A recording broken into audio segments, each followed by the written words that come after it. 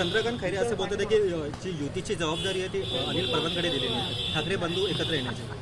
खरंच चंद्रकांत खैरे बोलले. कधी सांगितलं? आज अच्छा, बोलले का? त्यांना जरा फोन करून विचार खैरे साहेबांना. सर आपले जे नातेवाईक आहे ते देखील बोलतात की ठाकरे बंधूंनी एकत्र यायला हवं.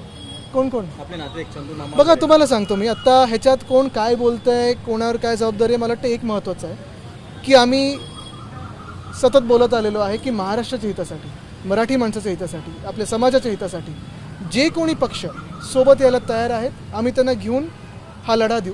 कारण उद्या पण आमचा एक मोठा कार्यक्रम आहे, लढा आपल्या मुंबईचा. हे महत्त्वाचं आपण पाहताय, अदानी समूह असेल किंवा भाजप असेल, मुंबई गिळायला निघालेलं आहे, महाराष्ट्र गिळायला निघालेलं आहे. अनेक अत्याचार या महाराष्ट्रात होत आहेत आणि तिथे कुठे ना कुठेतरी एक बदल घडवणं ही आमची जबाबदारी आहे. आणि म्हणून जे कुठचेही पक्ष ह्या महाराष्ट्र हितासाठी लढत आहेत त्यांनी एकत्र येऊन लढणं गरजेचं आहे. तारीख वगैरे काय ठरली आहे का एकत्र येण्याची?